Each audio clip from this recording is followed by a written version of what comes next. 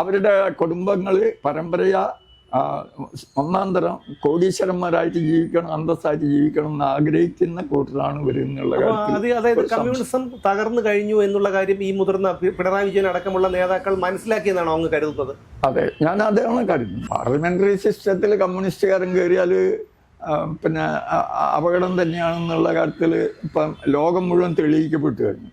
ആ ജാതി നിലനിന്നിട്ടില്ലെങ്കിൽ സംഘപരിവാറിന് ആ ജാതിക്ക് വേണ്ടി നിർണയിക്കപ്പെട്ടിട്ടുള്ള പ്രത്യയശാസ്ത്രം അതിൻ്റെ നിലനിൽപ്പിൻ്റെ മുകളിലാണ് സംഘപരിവാറിൻ്റെ നിലനിൽപ്പ്. ഇവിടെ അങ്ങനെ ഒരു കാര്യമായിട്ടുള്ള നക്സലൈറ്റ് ആക്രമണം ഉണ്ടെന്നും അതിൻ്റെ അടിസ്ഥാനത്തിൽ കേന്ദ്രത്തിൻ്റെതായിട്ടുള്ള കോടികൾ, കണക്കിൽപ്പെടാത്ത കോടികൾ കയ്യിലെത്തുന്ന അതാണ്.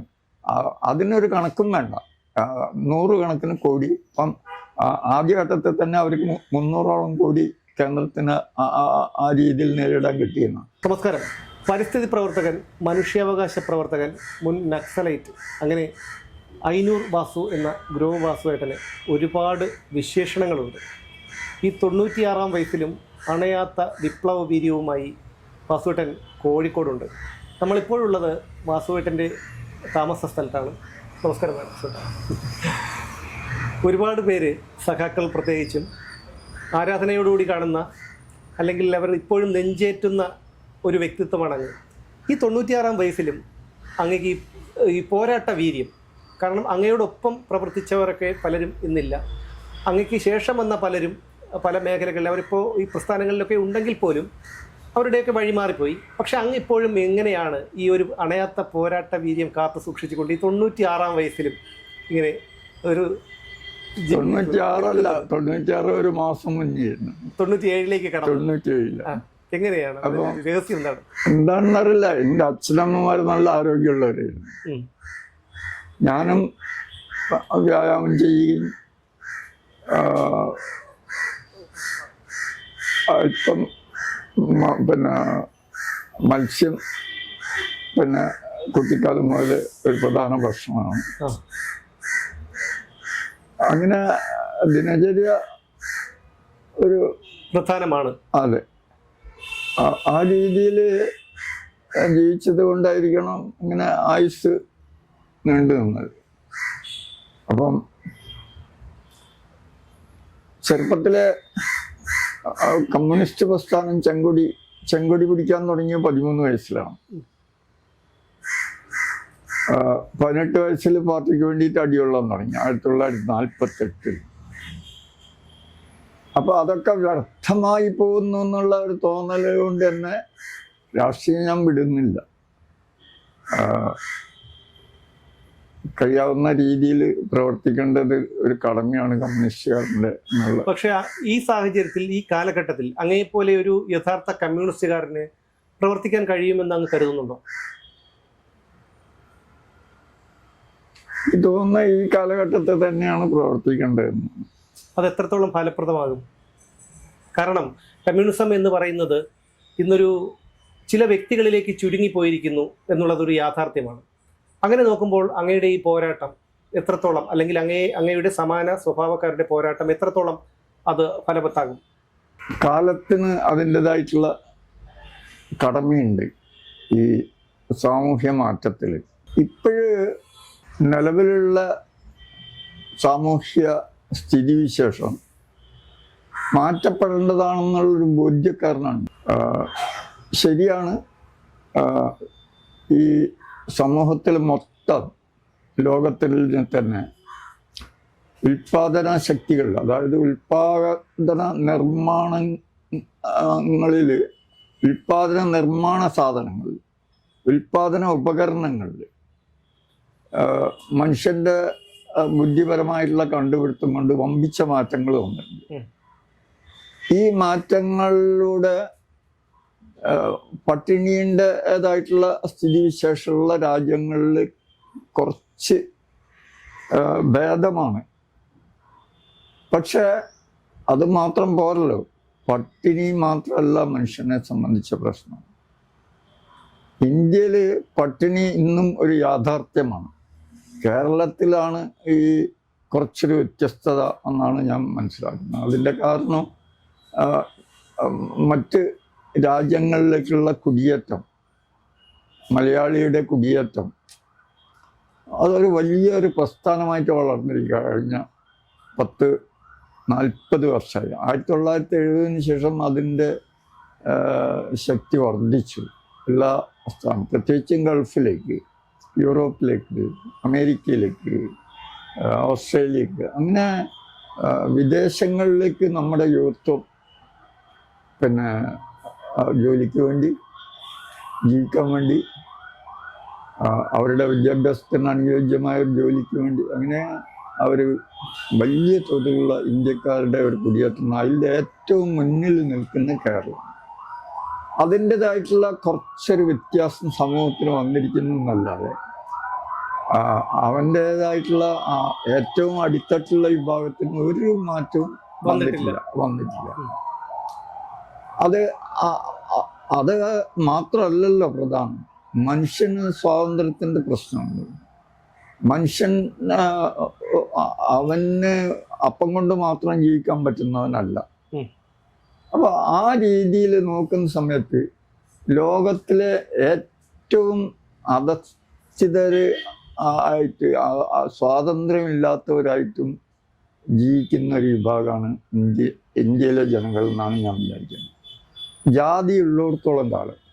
ജാതിയുള്ളിടത്തോളം കാലം ഇന്ത്യയിലെ ജനങ്ങൾ, അത് ഉപരിതലത്തിലുള്ളവരായാലും ശരി, ബ്രാഹ്മണനായാലും ശരി, ഇങ്ങനെ ചണ്ടാലനായാലും ശരി, അവർക്കെല്ലാവർക്കും ഇതൊരു വെല്ലുവിളിയാണ്. ഏതോ കാലഘട്ടത്തിൽ അത് ജാതി ഉത്ഭവിച്ചു. പിന്നീട് ജാതിയെ നിലനിർത്താൻ വേണ്ടിയിട്ടൊരു വിഭാഗം ബോധപൂർവം പ്രവർത്തിച്ചു. അത് അതിനെ കൊണ്ട് ഗുണമുള്ള വിഭാഗം. പക്ഷെ ഇത് രണ്ടു കൂട്ടർക്കും കേടായിട്ടുള്ളത് ആയിട്ടാണ് വന്നത്. എന്ന് വെച്ചാൽ അംബേദ്കറോട് അലഹബാദിലെ പിന്നെ ബ്രാഹ്മണ കുമാരന്മാരാണ് ഈ ജാതി പോകാൻ വേണ്ടിയിട്ടുള്ള മാർഗം അന്വേഷിക്കുന്നത്. ഇന്ത്യനെ ഏറ്റവും നന്നായിട്ട് അപഗ്രന്ഥിച്ചിട്ടുള്ള ആ മനുഷ്യൻ, ജാതി നിർമൂലനവും പിന്നെ ഇന്ത്യയിലെ ജാതികൾ എന്നുള്ള 2 മഹത്തായ ലേഖനങ്ങൾ എഴുതിയത് അലഹബാദിലെ ബ്രാഹ്മണ കുമാരന്മാർ ജാതി പോകുന്നതിനെ സംബന്ധിച്ച് ആവശ്യപ്പെട്ടിട്ടാണ്. ജാതി പിന്നെ ഏറ്റവും അടിത്തട്ടിന് 100% അപകടകരമാണെങ്കിൽ ഈ ഉപരിവർഗങ്ങൾക്കും അത് അങ്ങേറ്റത്തെ ഉപദ്രവമാകുന്നുണ്ട്. അങ്ങനെയാണെങ്കിൽ ജാതി എന്ന് പറയുന്ന ഒരു സമ്പ്രദായത്തിന്റെ ആവശ്യമുണ്ടോ? അതായത് അത് ഒരിക്കലും നമുക്ക് ഇന്നത്തെ ഒരു കാലഘട്ടത്തിൽ അത് നീക്കാൻ കഴിയും. സംവരണം പോലുള്ള സംവിധാനങ്ങൾ വരുമ്പോൾ അതിന്റെ ആനുകൂല്യങ്ങൾ കൈപ്പറ്റാനായിട്ട് പറയാം. അപ്പോൾ അതിനൊരു മാറ്റം വരുത്തേണ്ടത് സർക്കാരുകൾ തന്നെയല്ലേ, ഭരണകൂടം തന്നെയല്ലേ? അല്ല, ജാതിക്കെതിരെ പിന്നെ മോശത്തില് പിന്നെ പ്രവർത്തിക്കേണ്ടവരാണ് രാഷ്ട്രീയ പാർട്ടികൾ. പക്ഷെ ഇന്ന് നിർഭാഗ്യവശാൽ അങ്ങനെ ഉണ്ടാകുന്നില്ല. അതെ, അവര് ഇന്ത്യയിലെ കമ്മ്യൂണിസ്റ്റുകാരും കോൺഗ്രസ്സുകാരും ജാതിക്കെതിരെ പറഞ്ഞുകൊണ്ടിരുന്നതാണ്. എന്തുകൊണ്ട് അത് ഇപ്പോഴും നിലനിൽക്കുന്നു എന്നുള്ളത് അവർക്കറിയില്ല. അല്ല, അങ്ങനെയാണെങ്കിൽ ഈ കോൺഗ്രസ്സുകാരുടെയും കമ്മ്യൂണിസ്റ്റുകാരുടെയും ഒരു ചിന്ത, അതായത് ജാതീയത അല്ലെങ്കിൽ വർഗീയത നിന്നാൽ മാത്രമേ അവരുടെ പ്രസ്ഥാനങ്ങൾക്ക് അല്ലെങ്കിൽ നേതാക്കൾക്ക് ഒരു നിലനിൽപ്പുള്ളൂ എന്നുള്ളതൊരു സത്യമല്ലേ? അതവർ മനസ്സിലാക്കിയത് കൊണ്ടല്ലേ ജാതീയത ഇല്ലാതാക്കാനായി അവർ ഫലപ്രദമായി ശ്രമിക്കാത്തത്? സംഘപരിവാരത്തിന് അതിനെ കൊണ്ട് ആവശ്യമുണ്ട്. ഈ കോൺഗ്രസ്സുകാർക്ക് കമ്മ്യൂണിസ്റ്റുകാർക്കും എന്താണ് ആവശ്യം? അവർ യഥാർത്ഥത്തിൽ ഉദ്ദേശിക്കുന്ന രീതിയിലുള്ള ഒരു രാഷ്ട്രീയ പാർട്ടി എന്നുള്ള നിലയിൽ അവർ പ്രഖ്യാപിച്ചിട്ടുള്ള നയപ്രഖ്യാപനത്തിൻ്റെ അടിസ്ഥാനത്തിൽ അവർക്ക് അത് ആവശ്യമില്ല. സംഘപരിവാറിന് അത് ആവശ്യമുണ്ട്. ആ ജാതി നിലനിന്നിട്ടില്ലെങ്കിൽ സംഘപരിവാറിന് ആ ജാതിക്ക് വേണ്ടി നിർണയിക്കപ്പെട്ടിട്ടുള്ള പ്രത്യയശാസ്ത്രം അതിൻ്റെ നിലനിൽപ്പിൻ്റെ മുകളിലാണ് സംഘപരിവാറിൻ്റെ നിലനിൽപ്പ്. അവർക്ക് അതുകൊണ്ട് ഗുണമില്ല. ഇവർക്ക് എന്താണ് പിന്നെ അതുകൊണ്ട് ഗുണമെന്ന് എനിക്കറിയില്ല. അവര് അത് പ്രവർത്തിക്കുന്നില്ല എന്നുള്ളത് എൻ്റെ അഭിപ്രായത്തിൽ അതിനെതിരെ പ്രവർത്തിക്കുന്ന അവർ ഭയന്നിട്ടാണ്. അല്ല, രാഷ്ട്രീയമായിട്ട് അവർക്ക് തിരിച്ചടി വരും. ഇത് പിന്നെ കമ്മ്യൂണിസ്റ്റുകാർക്ക് ഭയമുണ്ട്, കോൺഗ്രസ്സുകാർക്ക് ഭയമുണ്ട്. ആ ഭയം കൊണ്ടാണ് അവർ അത് പിന്നെ വേണ്ടി പ്രവർത്തിക്കാത്തതെന്നാണ്. എന്താണ് അവരുടെ ഭയം? അവരുടെ വോട്ട് കുറയുന്നുള്ളത്. അതെ, അതൊരു സത്യമാണല്ലോ. ഇത് തന്നെയാണ് ഞാനും അല്ല, ഉദ്ദേശിച്ചത്. അതെ, അവർക്ക് എന്താണെന്ന് വെച്ചാൽ ആ പ്രശ്നത്തിൽ പിന്നെ ഒരു മുന്നണി പോരാളിന്റെ പങ്ക് നിർവഹിച്ചാൽ അവര് വോട്ട് കുറയുന്നു, അവർ ഭയപ്പെടുന്നു. യഥാർത്ഥത്തിൽ എന്താ സംഭവിക്കുന്നത് വെച്ചാൽ അവരൊക്കെ പിന്നെ ഈ സംഘപരിവാർ വളർന്നു വന്നുകൊണ്ട് അവർക്ക് പിന്നെ ജാതിക്കും ജാതി നിർണയിക്കുന്ന പിന്നെ പ്രത്യയശാസ്ത്രത്തിനെതിരെ പോരാടാൻ തയ്യാറില്ലാത്തത് കൊണ്ട് സംഘപരിവാരം ശക്തിപ്പെടുകയും അങ്ങനെ അവര് പരാജയത്തിന്റെ കുഴിയിലേക്ക് പോവുകയും ചെയ്തിരിക്കുകയാണ്. ജാതിക്ക് എതിരെയും ജാതിയെ നിലനിർത്തുന്ന പ്രത്യയശാസ്ത്രത്തിനെതിരെയും പോരാടിയാൽ അത് തങ്ങളെ വോട്ടിനെ ബാധിക്കുന്ന ഭയപ്പെടുന്നവർ വാസ്തവത്തിൽ ഇപ്പോഴ് അതിനെതിരെ പ്രവർത്തിക്കാതെ യഥാർത്ഥത്തിൽ ആ പ്രത്യയശാസ്ത്രത്തിനെതിരെ ആഞ്ഞടിക്കാതിരുന്നത് കൊണ്ട് പരാജയപ്പെടുന്ന സ്ഥിതിവിശേഷമാണ് ഇപ്പം വന്നിരിക്കുന്നത്. സംഘപരിവാറിനെ സംബന്ധിച്ചിടത്തോളം അവർക്ക് ഇപ്പോൾ ജാതീയതയൊക്കെ ഉണ്ടോ? അത് ഒരു പക്ഷെ അത് ഇടത് വലത് പ്രസ്ഥാനങ്ങൾ അല്ലെങ്കിൽ അവരെ അടിച്ചേൽപ്പിച്ചു കൊടുക്കുന്ന ഒരു ചാപ്പയല്ലേ സംഘപരിവാർ ഒരു പ്രത്യേക ജാതീയതയുടെ ഭാഗമാണ് എന്നുള്ളതൊക്കെ? അല്ലല്ല, അവര് സംഘപരിവാർ ആശ്രയിക്കുന്ന തന്നെ ഈ ജാതീയമായിട്ടുള്ള ഈ പിന്നെ നിലനിൽപ്പ് ഉണ്ടാകും. അതിൻ്റെ പ്രത്യയശാസ്ത്രം ആ ജാതിയെ നിലനിർത്തും. ഇപ്പം അംബേദ്കർ പറയുന്നുണ്ട് ഈ ശ്രുതികൾ സ്മൃതികൾ ശാസ്ത്രങ്ങൾ പുരാണങ്ങൾ ഇതിഹാസങ്ങൾ ഇതിനെ ചുട്ടുകരിക്കേണ്ട ബോംബിട്ട് തകർക്കണമെന്ന് അംബേദ്കർ പറയുന്നത്. എന്തുകൊണ്ടാണ് അത് പറയുന്നത്?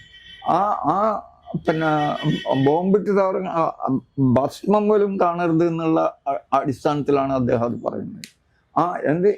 ഇത് ഈ പ്രത്യയശാസ്ത്രത്തിനെ സംബന്ധിച്ചിടത്തോളം അത് നിലനിൽക്കുന്നിടത്തോളം കാലം ഇത് നിലനിൽക്കാൻ വേണ്ടിയിട്ടും അത് പാവനമാണെന്നും പറഞ്ഞുകൊണ്ടിരിക്കുന്ന എന്തിനാ സംഘപരിവാരം? അത് പിന്നെ ഈ വ്യവസ്ഥ ഇന്ന് നിലവിലുള്ള ഈ വ്യവസ്ഥ ഉള്ളത് കൊണ്ടാണ് അവർക്ക് പരസ്യമായിട്ട് ഇപ്പം ഈ സംഘപരിവാറിൻ്റെ പിന്നെ പ്രണേതാവായിട്ടുള്ള RSSന്റെ നേതാവ് അല്ലല്ല മോഹൻ ഭാഗവത് ഗോൾവാൾക്കർ. അതെ, ഗോൾവാൾക്കർ പിന്നെ എന്തുകൊണ്ടാ കമ്മ്യൂണിസ്റ്റുകാരെയും മുസ്ലിമുകളെയും ക്രിസ്ത്യാനികളും മുഖ്യ ശത്രുക്കളായി പ്രഖ്യാപിച്ചത് യഥാർത്ഥത്തിൽ ഈ പ്രത്യയശാസ്ത്രത്തിന് എതിരായിട്ടുള്ളൊരു പ്രത്യയശാസ്ത്രത്തിനെ അവർ പേടിയിരിക്കുന്നു എന്നുള്ളതിനെ കൊണ്ടാണ്. ഇപ്പോഴ് ആ പ്രത്യയശാസ്ത്രപരമായിട്ടുള്ള ദാർഢ്യം കമ്മ്യൂണിസ്റ്റുകാർ ഒഴിവാക്കി എന്നുള്ള വേറൊരു കാര്യം. പക്ഷെ എന്തുകൊണ്ട് ഇപ്പോഴും അങ്ങനെ? കാരണം ഇതാണ്, അവരുടേതായിട്ടുള്ള ഒരു പ്രത്യയശാസ്ത്രത്തിനെ വെല്ലുവിളിക്കപ്പെടും ഭാവിയിൽ എന്ന് അവർക്ക് ഗോൾവാൾക്കർ കണ്ടതുകൊണ്ടാണ് അവർ പാവനമാണെന്ന്. ഇപ്പൊ സനാതനധർമ്മത്തിനെ സംബന്ധിച്ച് എന്താണ് സനാതനധർമ്മം? സനാതനധർമ്മം എന്ന് പറഞ്ഞാൽ അംബേദ്കർ പറഞ്ഞതെന്ന് വെച്ചാൽ ശ്രുതികൾ സ്മൃതികൾ ശാസ്ത്രങ്ങൾ പുരാണങ്ങൾ ഇതിഹാസങ്ങൾ ഇത് ജാതിനെ അറക്കിട്ടുറപ്പിക്കുന്നതാണ്. സ്മൃതികളിലാണ് ഈ നിയമങ്ങളെല്ലാം അധികം വന്നിരിക്കുന്നത്. ഈ രീതിയിൽ പിന്നെ ഇതിനെ അറക്കിട്ടുറപ്പിക്കുകയും അതിനെ വെല്ലുവിളിക്കപ്പെടുന്നു എന്നുള്ളത് കൊണ്ടാണ് ഇവർ മുഖ്യ ശത്രുക്കളാണെന്ന് പറയുന്നത്. അതുകൊണ്ടാണ് അത് സംഘപരിവാറിന് ഉപകാരപ്രദമാണെന്ന് പറയുന്നത്. സംഘപരിവാറിന് ഉപകാരപ്രദമാണെന്ന് പറയുമ്പോഴും ഈ കീഴ്ജാതിക്കാരെന്ന് പറയുന്നവർക്ക് അവർക്ക് നിയമത്തിന്റെ ആനുകൂല്യങ്ങൾ ഒരുപാട് ഉണ്ട്. അതെല്ലാം അവർ പലതും ദുരുപയോഗം ചെയ്യുന്നുമുണ്ട്. യഥാർത്ഥത്തിൽ ഭരണകൂടം നമ്മൾ സ്വാതന്ത്ര്യം കിട്ടി 47-ന് ശേഷം സ്വാതന്ത്ര്യം കിട്ടി വർഷങ്ങൾ ഏകദേശം 3/4 പതിറ്റാണ്ട് കഴിഞ്ഞു. പക്ഷെ യഥാർത്ഥത്തിൽ ഈ ജാതീയത തുടച്ചു കളയേണ്ടത് ഭരണകൂടവും നിയമവ്യവസ്ഥിതിയുമല്ലേ? കാരണം ഈ SC/ST അട്രോസിറ്റീസ് ആക്ട് പോലെയുള്ള നിയമങ്ങൾ അല്ലെങ്കിൽ സ്ഥാനാർത്ഥിത്വത്തിലും പരീക്ഷകളിലും ജോലിയിലും ഒക്കെ കൊടുക്കുന്ന സംവരണങ്ങൾ അത് അതല്ലേ ഈ ഒരു ജാതീയതയുടെ ഒരു അടിസ്ഥാനം എന്ന് പറയുന്നത്.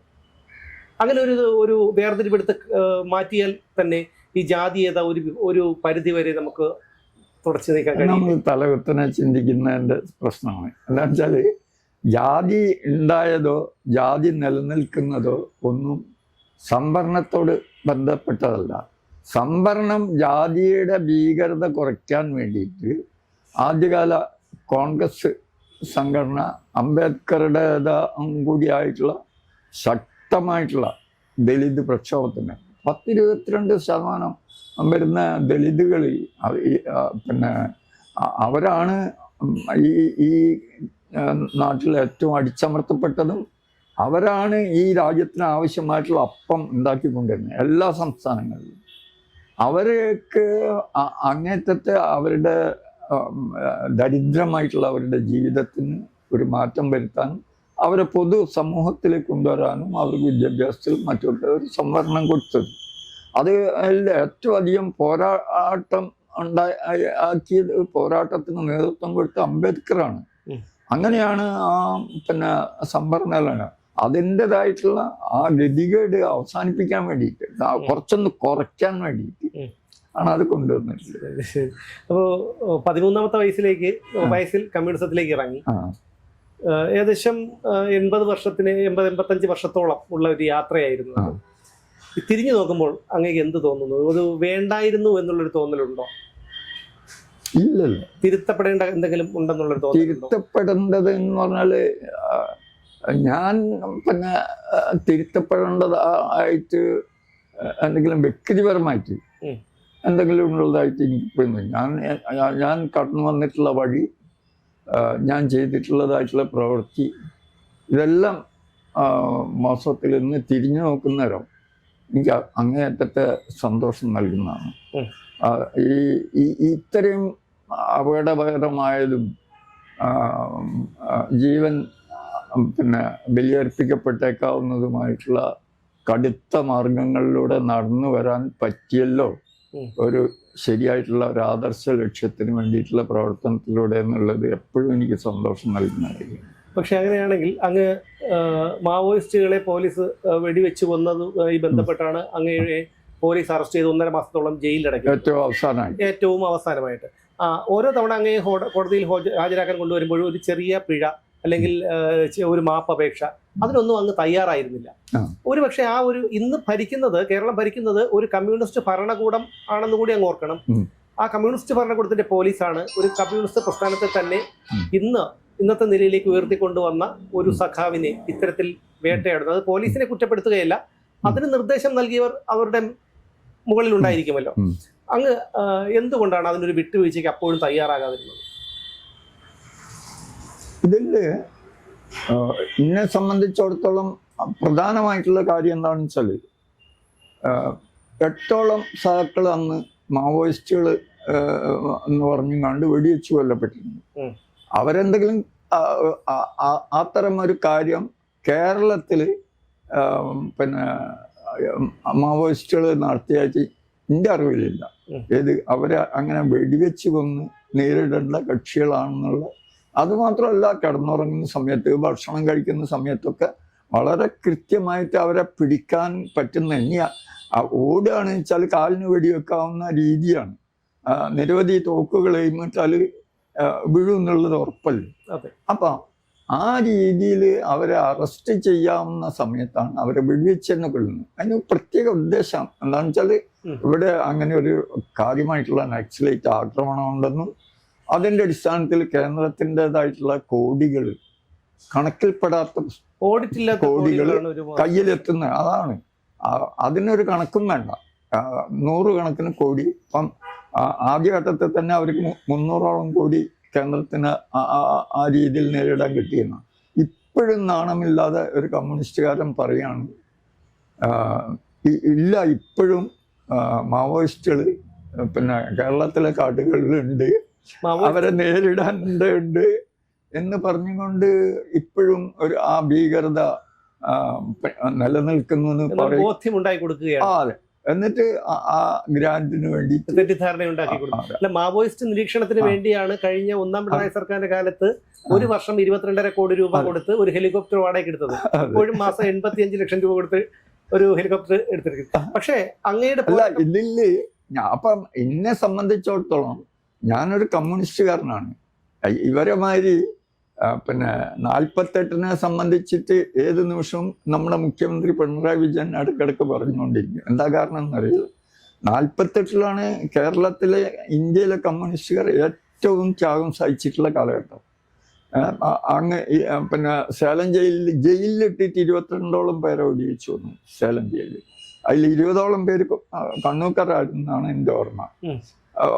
ഒരാള് പിന്നെ കൊയിലാണ്ടിയിൽ നമ്മുടെ കോഴിക്കോട്ട് ഒരാളോട്. അപ്പൊ ഈ രീതിയിൽ ഉള്ള ഒരു 48-ല് പിന്നെ അടി വാങ്ങിക്കാൻ തുടങ്ങിയുള്ള ഒരാളാണ്. അത് ഇന്ന് വരെ അപ്പം ഈ 48-നെ സംബന്ധിച്ചിട്ട് അഭിമാനപൂർവ്വം പറഞ്ഞു കൊടുക്കൊണ്ടിരിക്കുന്ന പിണറായി വിജയന് ഒരു പക്ഷെ അന്ന് ഈ മന്ത്രിസഭയിലുള്ള ഏകൻ അയാൾ മാത്രമേ ജനിച്ചിട്ടുണ്ടാവുള്ളൂ. 2 വയസ്സായിരിക്കും അന്ന് അയാൾക്ക്. അയാളെ വയസ്സ് ഞാൻ ഈയിടെ കൂട്ടി നോക്കി. അന്ന് 48-ല് 2 വയസ്സായിരിക്കും. വേറെ ആരും ജനിച്ചിട്ടുണ്ടാവില്ല ഈ മന്ത്രിസഭയിൽ. ഇപ്പം കേരളത്തിൽ പിന്നെ മാസത്തിൽ ആ 48 കണ്ട ആരും കൊണ്ടുണ്ടാവും ജീവനോടെ ഉണ്ടെന്ന് ഞാൻ വിചാരിക്കുന്നില്ല. ഈ മാർക്സിസ്റ്റ് പാർട്ടി ഒരു പക്ഷെ ജീവനോടെ ഇരിക്കാൻ മതി. കമ്മ്യൂണിസ്റ്റുകാരും ആ 48-ലെ അടി കൊണ്ട ഒരു കമ്മ്യൂണിസ്റ്റുകാരനും ഇപ്പോഴില്ല. ഒരു പക്ഷെ ഇയാളും മരിച്ചല്ലോ, നമ്മുടെ അച്യുതാനന്ദൻ. അതോടുകൂടി ആ കാലത്ത് പോലീസ് മർദ്ദനം സഹിച്ച ആരെങ്കിലും ഇന്ന് ഭരിക്കുന്ന കമ്മ്യൂണിസ്റ്റ് പാർട്ടിയിലുണ്ടെന്ന് ഞാൻ വിചാരിക്കുന്നില്ല. അങ്ങനെയാണെങ്കിൽ ഇന്ന് ഇങ്ങനെ സംഭവിക്കുന്നില്ല. അത് അല്ല, അങ്ങനെ അത്തരം ആ പഴയ കാലത്തെ ത്യാഗികളുള്ള സമയത്ത് ഇവർ ഇത്രമാത്രം അർപ്പിച്ചിരുന്നില്ല. ഇപ്പം പഴയ കമ്മ്യൂണിസ്റ്റുകാർ എന്ന് പറഞ്ഞാൽ EMSന്റെ ഭരണം കണ്ട ആളാണ് ഞാൻ. EMS, പിന്നെ VR കൃഷ്ണയ്യര്, AR മേനോൻ, ഇവരൊക്കെ ഭരിച്ചിരുന്ന ഒരു കാലമുണ്ട്. അപ്പം ഇത്ര ഈ രീതിയിലേക്ക് അതപ്പതിച്ചിരുന്നില്ല. അപ്പം പാർലമെൻ്ററി സിസ്റ്റത്തിൽ കമ്മ്യൂണിസ്റ്റുകാരൻ കയറിയാൽ പിന്നെ അപകടം തന്നെയാണെന്നുള്ള കാര്യത്തിൽ ഇപ്പം ലോകം മുഴുവൻ തെളിയിക്കപ്പെട്ടു കഴിഞ്ഞു. ഏറ്റവും നല്ല ഉദാഹരണമാണ് ഞാൻ. പിന്നെ ഈ പഴയ ആളാണല്ലോ. ആ യൂറോപ്പിൽ 2 സ്ഥലങ്ങളിൽ, ഫ്രാൻസിലും ഇറ്റലിയിലും 2ാം ലോക മഹായുദ്ധം കഴിഞ്ഞ് നടന്ന ഇലക്ഷനിൽ ഞാൻ കൃത്യമായിട്ട് ഇപ്പോഴും ഓർക്കുകയാണ്, പത്രത്തിൽ വായിച്ചത്. ഏറ്റവും വലിയ പാർട്ടികൾ കമ്മ്യൂണിസ്റ്റ് പാർട്ടികൾ 2 സ്ഥലത്ത്, ഇറ്റലിയിലും ഫ്രാൻസിലും. മറ്റൊരു ഐക്യമുന്നണിയുടെ ബൂർഷ്വാ പാർട്ടികൾ ഐക്യമുന്നണി ഉണ്ടാക്കിയിട്ട് ഭരണം പിടിച്ചു. ഇപ്പം അവിടെ ആർക്കെങ്കിലും ഒരു MP ഉണ്ടെന്ന് എനിക്ക് തോന്നുന്നില്ല. ഏതെങ്കിലും കമ്മ്യൂണിസ്റ്റുകാരന് ലണ്ടനിൽ 2 ആളുണ്ടായിരുന്നു, അതും ഇല്ല അപ്പോഴും. അപ്പം ഞാൻ പറഞ്ഞാൽ പാർലമെൻ്ററി ഡെമോക്രസി പിന്നെ അതിൻ്റേതായിട്ടുള്ള നന്മ ഉണ്ടാവാം, ഇല്ലയെന്ന് ഞാൻ പറയുന്നില്ല. ബൂർഷ്വാ ഡെമോക്രസിയാണ് തീർച്ചയായിട്ടും നമ്മുടെ മനുഷ്യവംശം കടന്നു വന്നതിൽ ഏറ്റവും നല്ലതെന്ന് ചോദിച്ചാൽ അതാണെന്ന് പറയാം. പക്ഷേ കമ്മ്യൂണിസ്റ്റുകാർ അതിൽ പോയിട്ട് എന്ത് ചെയ്യാൻ? അവരുടെ ഉദ്ദേശ ലക്ഷ്യങ്ങളെ സംബന്ധിച്ച പ്രശ്നം എന്താണ്? അതെങ്ങനെ പ്രാവർത്തികമാകുന്നു? ഈ രീതിയിലല്ലാതെ പാർലമെൻ്ററി ഡെമോക്രസിയിലൂടെ കമ്മ്യൂണിസ്റ്റുകാർക്ക് എന്ത് ചെയ്യാൻ പറ്റുന്ന ഇവർ പറയുന്നു. അപ്പം ചെയ്യാൻ പറ്റുന്നതാണ് ഇപ്പം കേരളത്തിൽ നമ്മൾ കണ്ടത്, ബംഗാളിൽ നമ്മൾ കണ്ടത്. അപ്പം ഇവിടെ ആന്ധ്രയിൽ പിന്നെ ആദ്യ പൊതു തെരഞ്ഞെടുപ്പിന് 52-ൽ എൻ്റെ ഓർമ്മ ശരിയാണെങ്കിൽ രവീന്ദ്രനാരായണ റെഡ്ഡിക്കായിരുന്നു പണ്ഡിറ്റ് നെഹ്റുവിനേക്കാളും ഭൂരിപക്ഷം. അന്ന് അവിടുത്തെ ഭൂരിപക്ഷം കമ്മ്യൂണിസ്റ്റുകാർക്കായിരുന്നാണ് എൻ്റെ ഓർമ്മ. പിന്നെ എവിടെ എത്തി ഇപ്പം? അപ്പം ഇതെല്ലാം ലോകത്തിൻ്റെ മുന്നിലുണ്ട്, നമ്മുടെ മുന്നിലുണ്ട്. അപ്പം ഇപ്പോഴും അവർ പറയുന്നത് ഞങ്ങൾക്ക് പിന്നെ ഈ പാർലമെൻ്ററി സിസ്റ്റത്തിലൂടെ വലിയ മാറ്റങ്ങൾ വരുത്താൻ കഴിയുന്നതാണ്. അപ്പം അത് ഒന്നാം തരം വിഡിത്താണ്. അല്ല, അത് എന്തുകൊണ്ട്? കാരണം 51 ശേഷം അവർ പലതവണ ഭരിച്ചു. അപ്പോഴൊന്നും ഒരു മുക്കാൽ നൂറ്റാണ്ട് പോലും ആയിട്ട് പോലും ഇവർക്ക് അത് സാധ്യമായിട്ടില്ല എന്ന് പറയുമ്പോൾ ഇനി അത് സാധ്യമാണോ? അതല്ല, ഇപ്പൊ അതൊക്കെ സാധ്യമായത് ബംഗാളിൽ നമ്മൾ കണ്ടു. ഇവിടെ നമ്മൾ കണ്ടുകൊണ്ടിരിക്കുന്നു. അപ്പം പിന്നെ ഇപ്പം സച്ചിദാനന്ദൻ അവരുടേതായിട്ടുള്ള ബുദ്ധിപരമായിട്ടുള്ള ഒരു വക്താവാണ്. ദീർഘകാലമായിട്ട് അദ്ദേഹം പിന്നെ ഒരു കമ്മ്യൂണിസ്റ്റ് ആശയീകരിക്കാറുണ്ട്. ഇപ്പം അദ്ദേഹം പരസ്യമായിട്ട്, ഇതിന് മുമ്പ് അദ്ദേഹം ചില വ്യക്തതകൾ വരുത്തിയിട്ടുണ്ട്. ഇപ്പം അദ്ദേഹം പരസ്യമായിട്ട് പറയുന്നു, ഇത് പിന്നെ പൂർണ്ണമായിട്ട് തകരണ്ടെങ്കിൽ നിങ്ങൾ തോൽക്കുന്നതായിരിക്കും നല്ലതെന്ന്. അത് ഒരു ഇലക്ഷനെ അഭിമുഖീകരിക്കുന്ന സമയത്താണ് അദ്ദേഹത്തിന് ഈ കമ്മ്യൂണിസ്റ്റുകാരെന്ന് പറഞ്ഞാൽ ഒരു ദീർഘദർശിത്വമാണ്. ഈ ദീർഘദർശിത്വമാണ് ഇന്ത്യൻ കമ്മ്യൂണിസ്റ്റുകാർക്ക് ഇല്ലാതെ പോയത്. എന്നുവെച്ചാൽ ഭൂതകാലത്തിനെ പഠിക്കുക, വർത്തമാനകാലത്തിനെ അപഗ്രന്ഥിക്കുക, നിങ്ങൾക്ക് ഭാവിയെ പ്രവചിക്കാൻ പറ്റുന്ന. പഠിക്കുക എന്ന് പറഞ്ഞാൽ പഠിക്കലാണ്. അപ്പം ഈ ചരിത്രത്തിനെ സംബന്ധിച്ച് ഒരു ബോധമില്ലാത്ത കുറേ മനുഷ്യർ, അവർക്ക് ഭൂതകാലത്തിനെ സംബന്ധിച്ചൊന്നും അറിയില്ല. ആയിരക്കണക്കിന് വർഷങ്ങളിലെ ഭൂതകാലമുണ്ട്. ഇന്ത്യക്ക് മഹത്തായ ഒരു ലിഖിത ചരിത്രമുണ്ട്. 4500 വർഷം നിലനിൽക്കുന്ന ലിഖിത ചരിത്രമുണ്ട്. ഇതൊന്നും കമ്മ്യൂണിസ്റ്റുകാർക്ക് ബാധകമല്ല. ഇവിടുത്തെ ഇന്ത്യൻ കമ്മ്യൂണിസ്റ്റുകാർക്ക് ഇതൊന്നും ബാധകമല്ല. അവർ ചരിത്രത്തിൽ നിന്നൊന്നും പഠിക്കുന്നില്ല. അപ്പം ഈ രീതിയിൽ മഹാനായ മാവോൻ്റെ ഒരു ഉദ്ധരണിയുണ്ട്.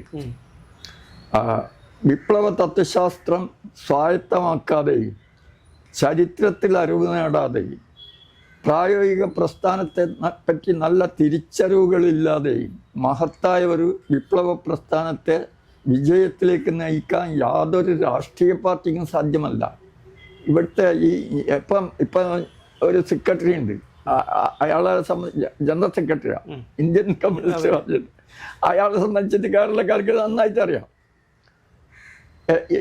അദ്ദേഹത്തിന് എന്ത് പ്രവചിക്കാൻ കഴിയുമെന്ന് എനിക്ക് ഏറെക്കുറെ തോന്നുന്നു.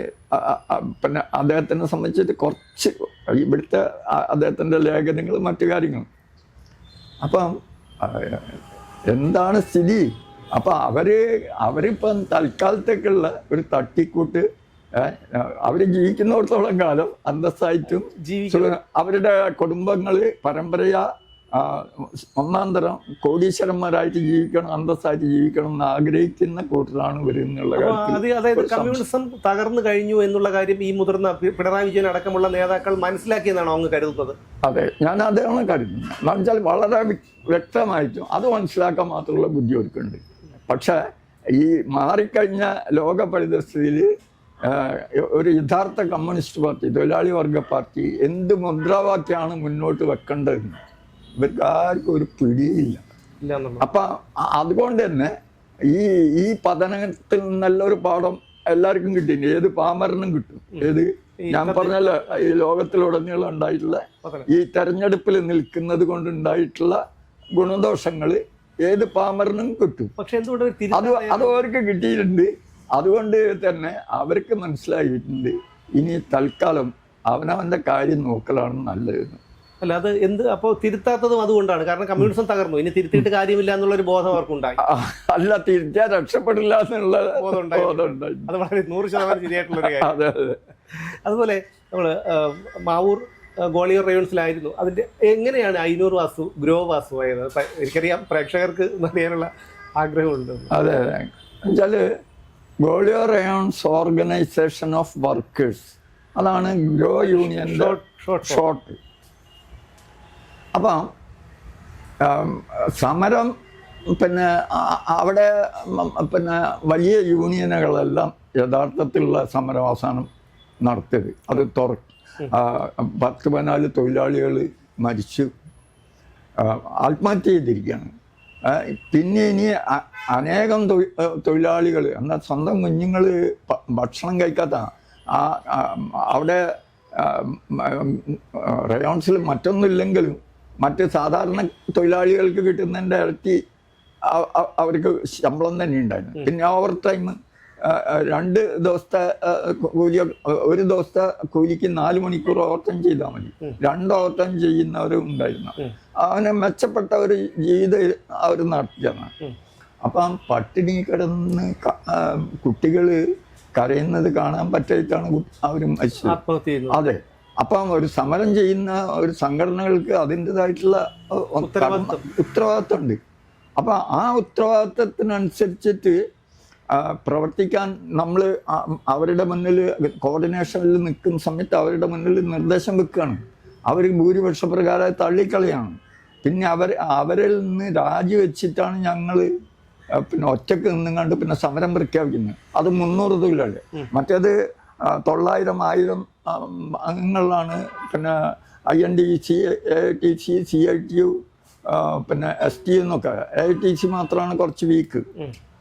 അപ്പം ഞാൻ പറഞ്ഞാൽ അവരൊക്കെ നിലനിൽക്കുന്നവരാണ് നമ്മൾ ആ സമരം പ്രഖ്യാപിക്കുന്നത്. അത് കേരളം ഏറ്റെടുത്തു.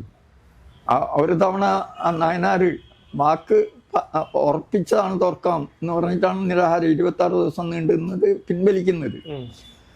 പക്ഷെ അദ്ദേഹം പരസ്യമായിട്ട് വാക്കുമാറുകയാണ് പ്രസംഗത്തിൽ. അത് ഫ്യൂസായി, ഗൃഹ സമരം ഫ്യൂസായി എന്നാണ് പറയുന്നത്. എന്ത് അഗ്രി ചെയ്ത് ഓപ്പൺ ചെയ്യാൻ വേണ്ടിയിട്ട് അഗ്രി ചെയ്തിട്ടുള്ള മനുഷ്യൻ. അപ്പം ഈ രീതിയിൽ വന്നപ്പോഴാണ് ഞങ്ങൾ 2ാമത്തെ നിരാഹാരം 33 ദിവസം നടത്തുന്നത്. ജീവരക്താണ് ഇങ്ങനെ വറ്റിക്കുന്നത്. അത് അവർക്കറിയാം നിരാഹാരത്തിന് എന്തുമാത്രം പ്രയാസമുണ്ട്, ഓരോ നിമിഷവും എങ്ങനെ കടന്നു പോകുന്നുള്ളത്. അങ്ങനെ അന്ന് അവിടെ മുദ്രാവാക്യം വിളിച്ച കോടതിൻ്റെ ഉള്ളിൽ നിന്നാണ് ദിവസവും കഴുത്തിന് കയറ് മുന്നിൽ നിൽക്കുന്ന കേസിൽ വിളിച്ചതാണ്. അപ്പം ഇവിടെ ഞാനത് വിളിക്കാണ്ടിരിക്കുമോ? കോടതി പറഞ്ഞതിനെ കൊണ്ട് ഈയാൻ പാറ്റകളെ പോലെ വെടിവെച്ച് കൊല്ലുന്ന ഒരു ഭരണകൂടത്തിനെതിരെ പ്രതിഷേധിക്കേണ്ട കടമ എനിക്കുണ്ട്. ഞാൻ വെടിവെച്ചു എന്നൊക്കെ പറഞ്ഞില്ല. ഞാനും വർഗീസും വെടിവെച്ചു എന്നാണ് കേസ്, തിരുനെല്ലൂർ സ്റ്റേറ്റ് കേസ്. അപ്പം ആ കേസ് ഞങ്ങൾ പോകുന്നത്, ഞങ്ങൾ 5 ആള് മുദ്രാവാക്യം വിളിച്ചും കൊണ്ട് കോടതി പിന്നെ കയറി ഉടനെ തന്നെ ബൂർഷ കോടതികൾ തൊലയട്ടെ എന്നാണ് വിളിക്കുന്നത്.